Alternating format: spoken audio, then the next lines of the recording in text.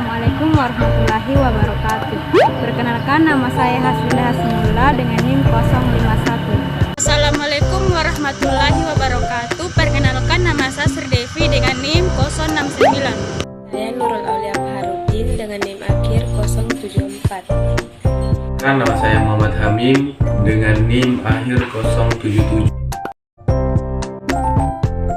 Pengertian kelayakan usaha.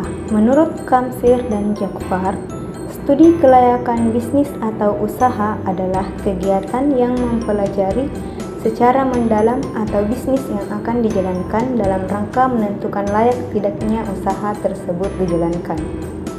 Studi kelayakan usaha atau disebut juga analisis proyek bisnis adalah penelitian tentang layak atau tidaknya suatu bisnis dilaksanakan dengan menguntungkan secara terus-menerus.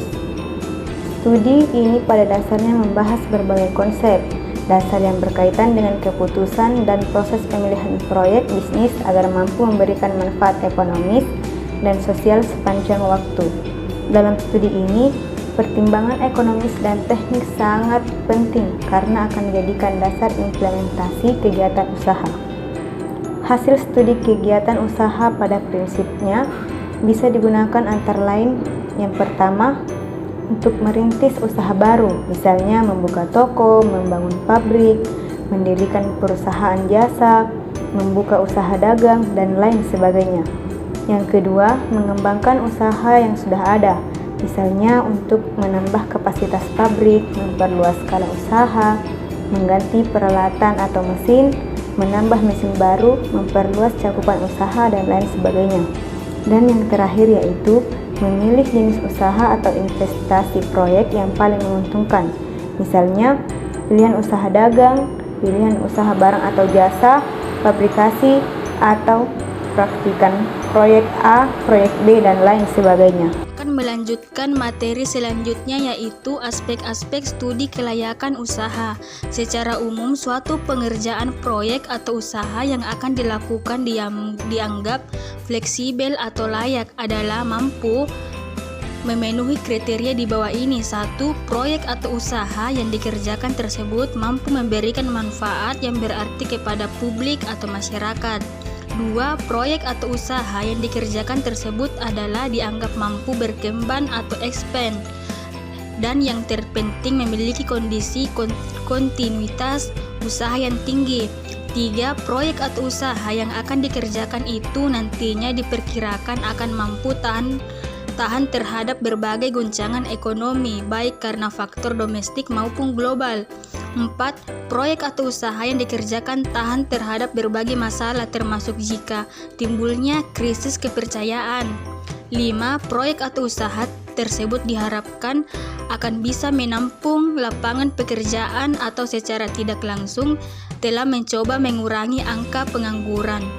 6. Proyek atau usaha yang akan dilaksanakan tersebut diharapkan mampu memberikan suatu keuntungan yang wajar dengan juga mampu untuk mengembalikan cicilan bunga berarti beserta pokoknya secara tepat waktu. 7. Proyek atau usaha yang sedang dilaksanakan adalah searah dengan konsep rencana pengembangan pemerintah baik Pemda dan pusat.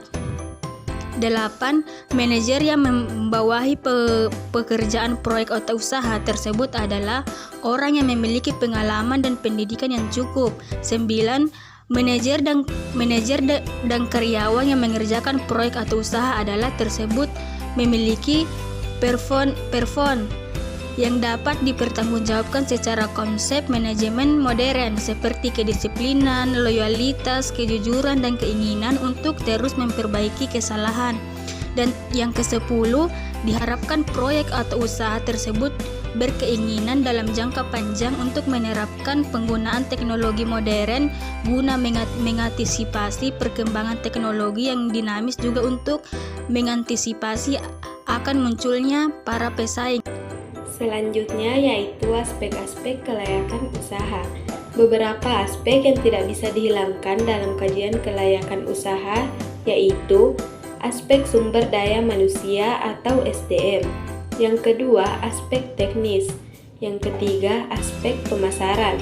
Dan yang keempat, aspek produksi. Kelima, aspek manajemen. Keenam, aspek keuangan.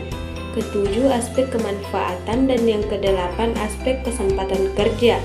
Kesembilan, aspek lingkungan. Dan yang terakhir adalah aspek ekonomi dan sosial politik. Kemudian, pengertian persaingan usaha. Hukum persaingan usaha merupakan hukum yang mengatur segala sesuatu yang berkaitan dengan persaingan usaha. Menurut Ari Siswanto, hukum persaingan usaha adalah instrumen hukum yang menentukan tentang bagaimana persaingan itu harus dilakukan.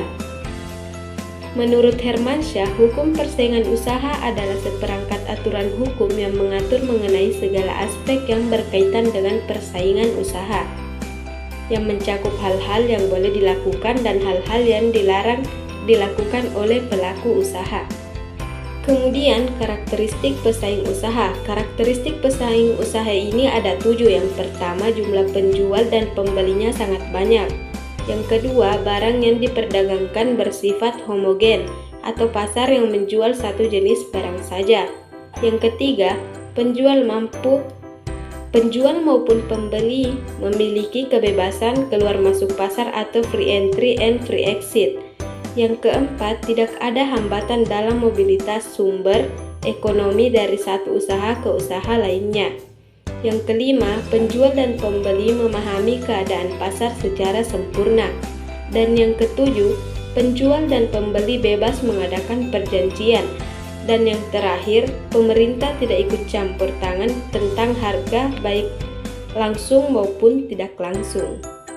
Baik, untuk materi selanjutnya yaitu strategi menghadapi pesaing usaha. Yang pertama, responsif kebutuhan pelanggan. Kedua, tetapkan harga kompetitif. Ketiga, tingkatkan pelayanan terhadap pelanggan. Keempat, gali potensi ceruk pasar. Dan yang kelima, lakukan perubahan terhadap usahamu. Kesimpulan, studi kelayakan usaha juga merupakan penelitian terhadap rencana bisnis yang tidak hanya menganalisis layak atau tidaknya bisnis dibangun, tetapi juga saat dioperasionalkan secara rutin dalam rangka pencapaian keuntungan yang maksimal untuk waktu yang tidak ditentukan. Misalnya rencana peluncuran produk baru. Salah satu cara menghadapi persaingan usaha dengan efektif yaitu menjaga pelanggan tetap loyal terhadap produk dan jasamu.